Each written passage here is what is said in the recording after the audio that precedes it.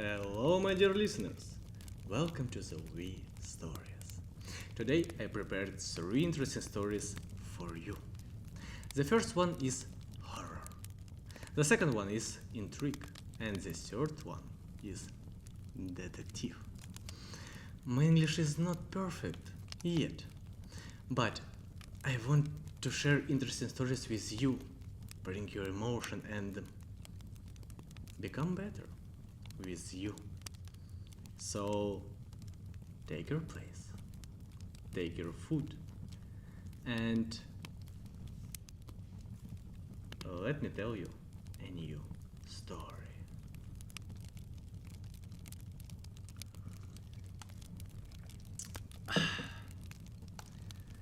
The first story. She came home after her funeral. Horror. I buried my wife on a Friday. On Monday, she knocked on the front door. At first, I thought I was losing my mind, because 3 days earlier, I had watched her coffin disappear into the ground. I had cried. My children had cried. Everyone cried, because Emily was dead, at least. That's what we thought. My name is Daniel. I was married to Emily for 11 years. She loved me. She loved our children, sometimes too much. Emily was the jealous type. Not angry jealous. Abusive jealous. She wanted us together all the time. Always. If I went out with friends, she would call me every hour. If I worked late, she worried constantly. She wasn't a bad person. She just laughed too hard. 3 weeks before all this happened, Emily died in a car accident. At least that was the official story. The crash was terrible. The doctor said there was no chance she survived. No. So when the knocking started that Monday night, I wasn't expecting anything unusual. I thought it was a neighbor, maybe a delivery, nothing more. I opened the door and dropped my coffee. It shattered on the floor, because standing there was Emily, my dead wife. She looked exactly the same. Same hair, same eyes, same voice. The only difference was how pale she looked. She smiled. The same smile I had seen for 11 years. Then she softly said, "Daniel, I'm home." My legs nearly gave out. I couldn't speak, couldn't move, couldn't think. Then my daughter saw her, 8-year-old Lily. She started screaming. She screamed. Not from here, not from fear, from happiness. "Mom!" She ran forward, and Emily hugged her tightly, almost too tightly. For just a second, I thought I saw fear in Lily's eyes. Then it disappeared. That night, Emily sat at the dinner table with us, smiling, watching us like she never left. Then my son asked a question that changed everything. He said, "Mom, if you're back, who buried in the cemetery?" Emily slowly turned toward him and smiled. A smile that didn't look human anymore. Nobody answered my son's question. Not me, not Lily, not even Emily. She simply smiled, then changed the subject, like nothing had happened, but from the moment, sometimes felt wrong. Very wrong. The first strange things happened the next morning. Emily made breakfast, pancakes, eggs, coffee, everything looks normal. But she never touched her food. Not once. At first I thought she wasn't hungry. Then lunch came. Then dinner. Still nothing. 3 days passed, I never saw her eat. The second strange thing was the mirrors. Emily avoided them. Always. If she entered a room and saw a mirror, she looked away immediately. Then Lily started having nightmare. Every night, screaming, crying, terror. When I asked what happened, she refused to answer until one night. She grabbed my arm and whispered, "Daddy, Mom watches us while we sleep." I forced a smile, trying to calm her down. But Lily shook her lid. I'm sorry. But Lily shook her head violently. "No, she stands beside the bed and she never blinks." That night I couldn't sleep, so around 3 in the morning I checked the security cameras just to prove Lily was imagining things. I opened the recordings, fast forwarded, and then froze. Because at exactly 2:17 a.m., Emily left the house, alone. I watched her walk down the street, slowly, without looking back. Then the camera lost sight of her. An hour later, she came back, covered in mud, wet dirt on her shoes, and something else, something dark, on her hands. The next evening, I followed her at 2:17. Just like before, she left the house, walked through the empty streets, and headed towards one place, the cemetery. I followed her through the darkness, past rows of graves, until she stopped, right in front of one grave. A grave with a fresh headstone.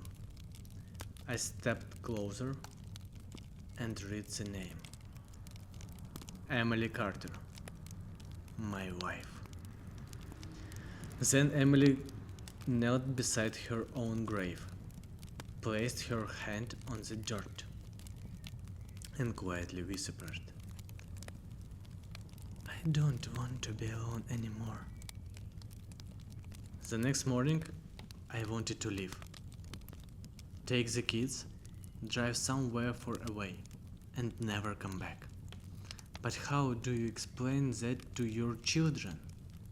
How do you tell them that their mother is dead and the thing inside the house is not her? For the rest of the day, Emily acted normal. Too normal. She smiled, she cleaned the house, she hugged the children, and every time she looked at us, I felt cold. That evening, my son Ethan came to me. He was trembling. "Dad, I don't think Mom loves us anymore." "What do you mean?" Ethan looked towards the hallway, then whispered, "Because when she hugs us, it feels like she's trying not to let go." That night, I decided to confront her. The children were asleep. The house was silent. Emily was sitting alone in the living room, looking at old family photos. I sat across from her and asked, "What are you?" Emily didn't answer immediately. She just stared at the photos. Then quietly said, "I'm your wife." I shook my head. No. My wife dead. For the first time, Emily looked angry. Not furious. Hard. Deeply hard. Then tears appeared in her eyes. I was alone. It was dark. I was scared. And all I could think about was you. I felt my heart break because part of me still saw my wife. But another part knew this wasn't right. Emily, you have to let us go. She slowly smiled, a sad smile. Then she whispered, "No." The room suddenly felt colder, much colder. Emily stood up and looked towards the hallway, toward the children's room. Then she said, "I love this family more than anything, and that's why I won't live without you." I ran towards the stairs, towards the children. I heard Lily scream, then Ethan, then silence, absolute silence. The next morning, the police arrived at the house. Neighbors had reported screams. The front door was open. The house was empty. No Daniel, no Lily, no Ethan, no Emily. Only one thing remained. A family photograph on the dining table. The photo had been taken years earlier. Everyone was smiling, happy, together. On the back of the photograph, someone had written, "Now we're together forever." The end. Ooh. So, my dear listeners, what do you think about this story? Please write in the comments. I am waiting of your reaction.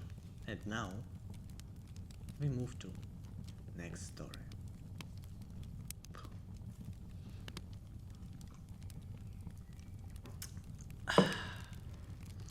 The second story. My son isn't mine. Intrigue. My son needed a blood transfusion.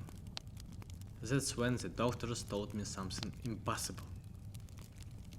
My son couldn't be my son. At first, I thought they made a mistake. A stupid mistake. A medical error. Anything. Anything except the truth. My name is Michael. I was married to Sarah for 16 years. And I had a son. Or at least. That's what I believed. His name was Noah. 15 years old. Smart. Funny. The kind of kid every father dreams about. I taught him how to ride a bike. I helped him with homework. I was there for every birthday, every Christmas, every important moment. Then everything changed.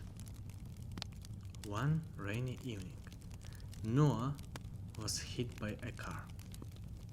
Not badly, but badly enough. He lost a lot of blood, and the doctors moved fast. Sarah was crying. I was terrified. We sat together in the hospital hallway, waiting, praying, hoping. A doctor finally approached us. He looked uncomfortable, very uncomfortable. That's when I knew something was wrong. Mr. Carter, he began. We found something unusual. I looked at Sarah. She looked confused, at least. I thought she did. The doctor continued. The blood types don't match. I frowned. What does it mean? The doctor hesitated. I'm sorry. The doctor hesitated. Then quietly said, it means you cannot be his biological father.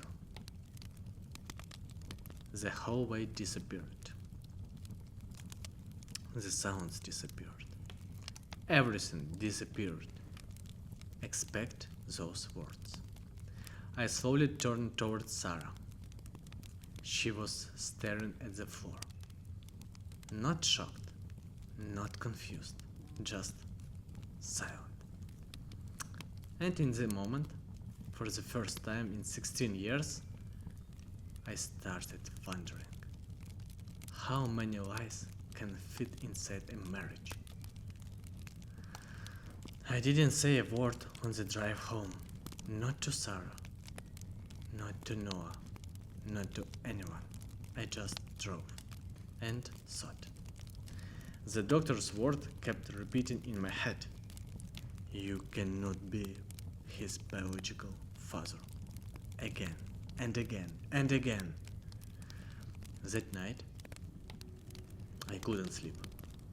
Sarah slept beside me, or at least pretended to. Every time I looked at her, I saw a stranger.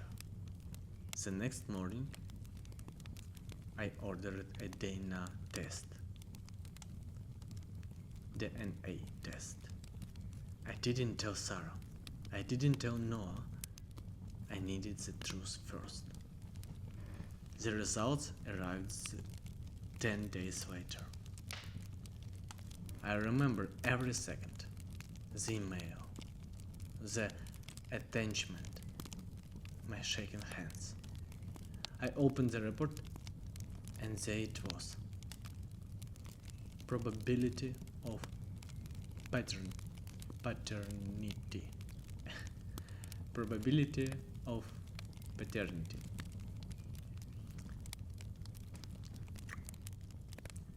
Zero.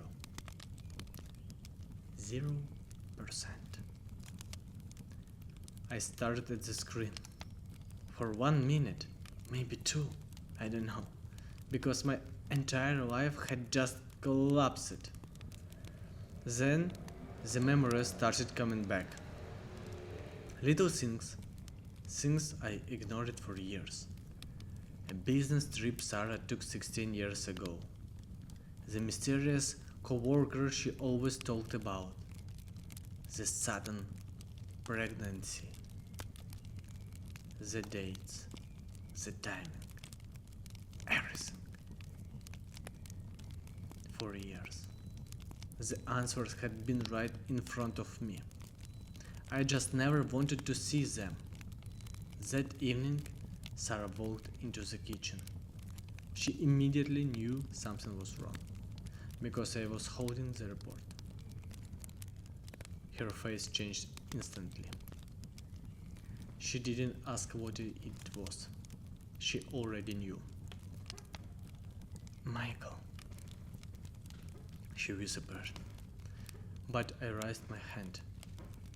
Not to hit her, to stop her talking. Tell me the truth. My voice sounded strange, cold, almost empty. Sarah started crying immediately, and that's when I knew, because innocent people usually defend themselves. Sarah didn't. Instead, she sat down, covered her face, and quietly said, "It happened once. Once." The word hit harder than anything. It happened once.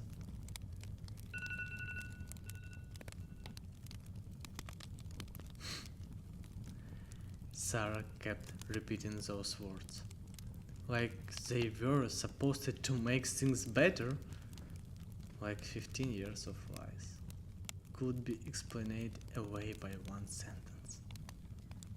"When?" I asked. My voice barely sounded human. Sarah looked down. 16 years ago. The business trip. I laughed. Not because it was funny, because sometimes pain becomes laughter. The kind that scares people. "So you knew." Sarah nodded, tears running down her face. "I wasn't sure." Then she paused and added, "At first." That hurt even more, because it meant she suspected and still chose silence for 15 years. Then the kitchen door opened. Noah walked in. He looked confused, scared. He had obviously heard the shouting. "What's happened?" Nobody answered. Noah looked at me, then at Sarah, then back at me. Finally, he asked, "Dad?" That word almost broke me, because no matter what the DNA test said, I had been his father for every scared knee, every birthday, every nightmare, every victory, but I couldn't stay. Not after this. I stood up, walked towards the hallway, grabbed my jacket and my case. Sarah followed me, crying, begging, "Please, don't leave, please." Noah stood in the doorway, looking terrified. Then he said, "Dad, don't go." I looked at him for a moment. I almost stayed. Almost. Then I opened the front door and smiled. A tired smile. The kind people use when they are completely broken. And I said, "I'm going to buy some bread." Nobody laughed, because everybody understood. I wasn't coming back. 3 years later, I heard that Noah graduated from school. Top of his class. I heard he became a good man. Better than I was. Sometimes I still think about him. Not about Sarah. About him. Because DNA can tell you who created a child. But it can't tell you who raised him. And maybe that's part that hurts the most. The end. Oh, this story can break heart, broken heart. What do you think about this story? Write in the comments.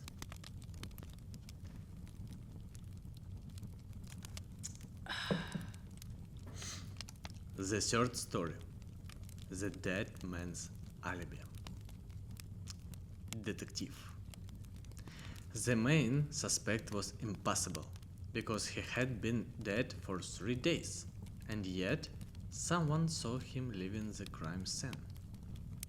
That was the moment I knew the case would be different.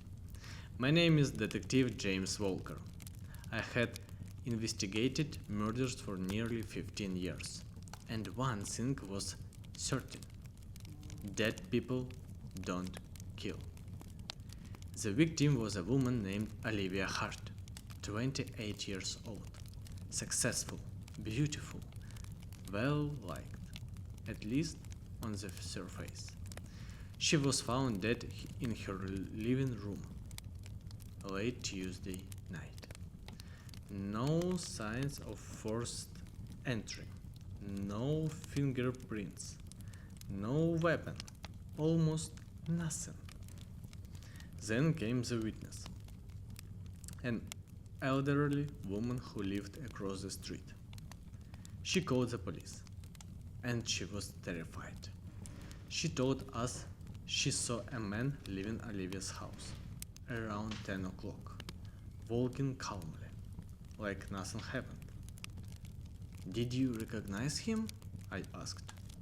The old woman nodded, immediately, without hesitation.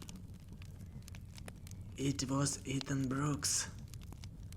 I frowned, because I knew that name.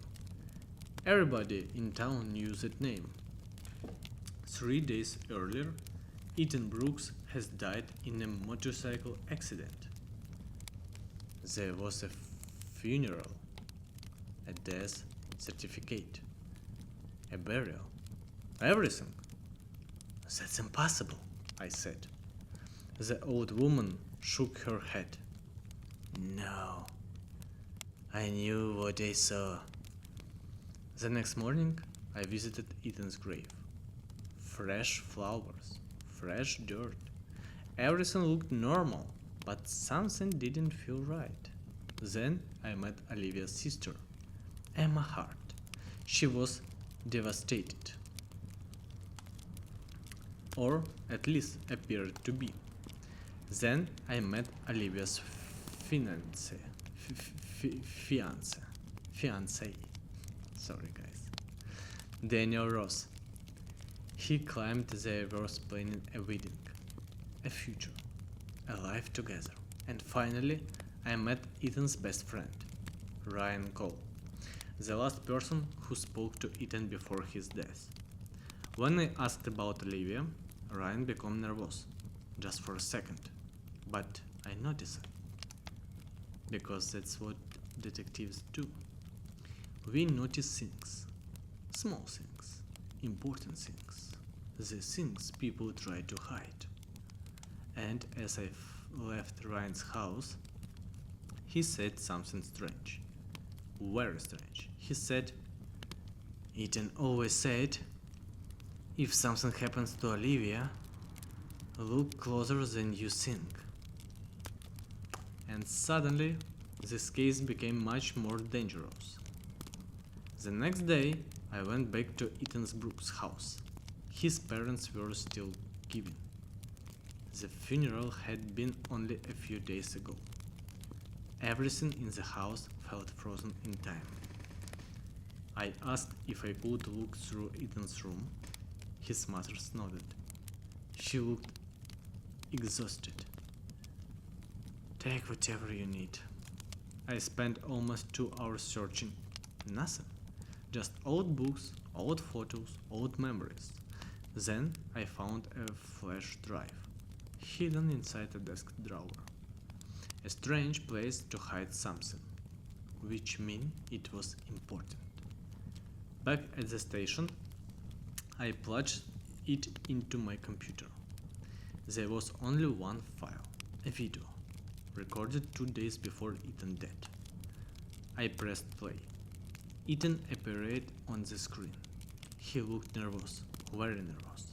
Then he said, if you're watching this, something happened to me. A chill ran through my body. Ethan continued. I don't know when. I don't know how.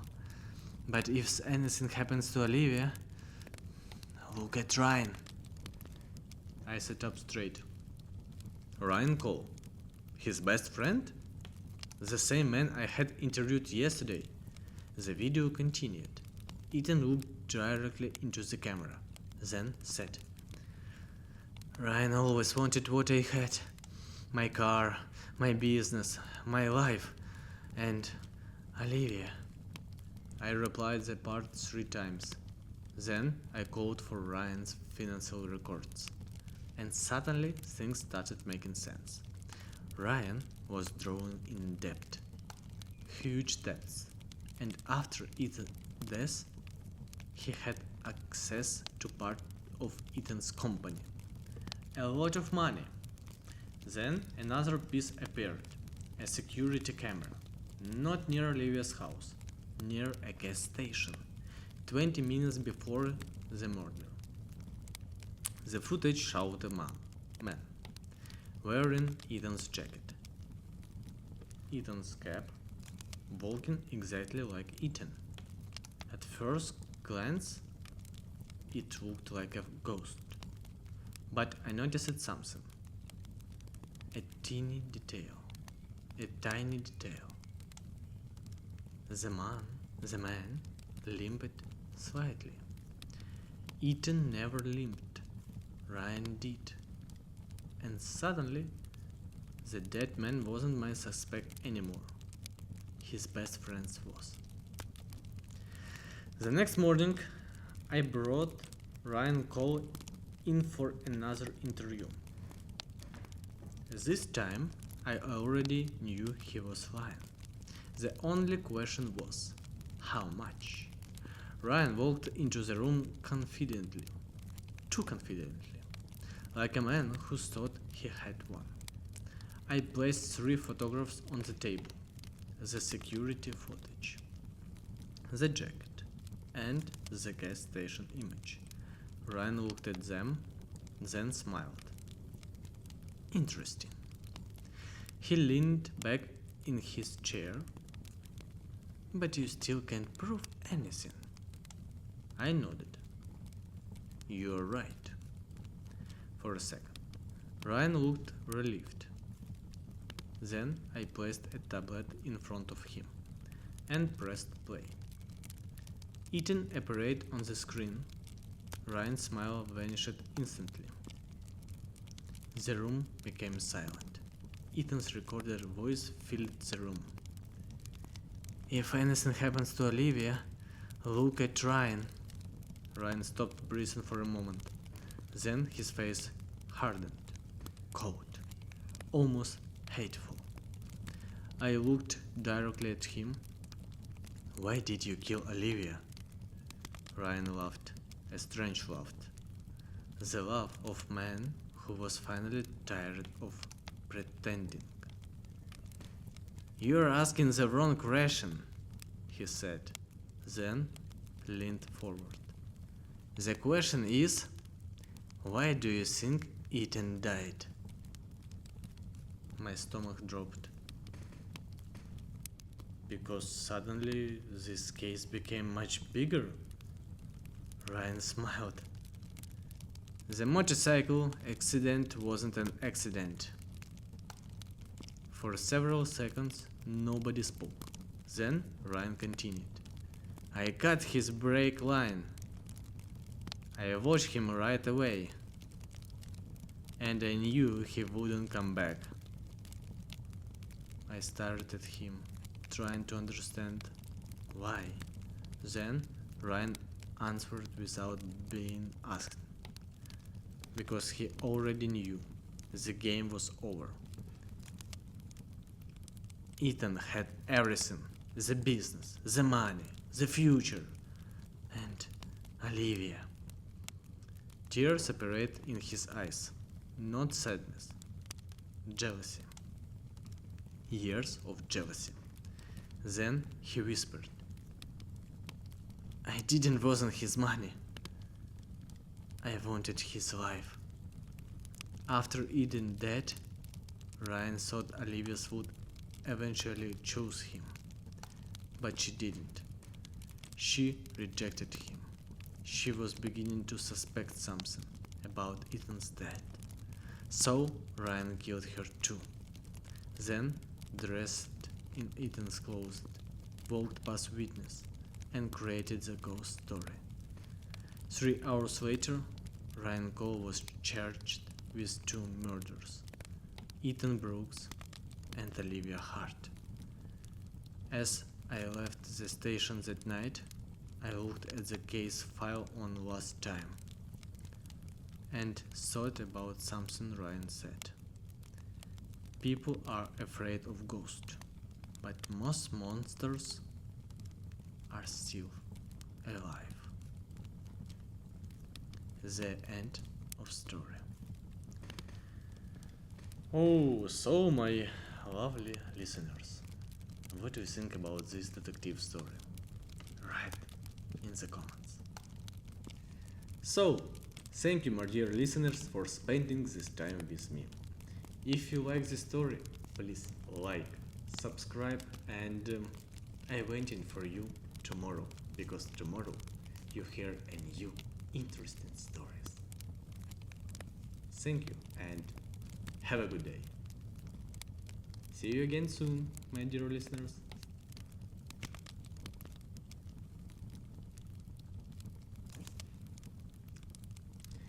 Thank you, my dear listener. Thank you, my dear listeners, for spending this time with me. If you like these stories, please like, subscribe, write in the comments what do you think about this story, and I'm waiting for you tomorrow, because tomorrow I have new interesting stories for you. So, see you again soon, my dear listeners.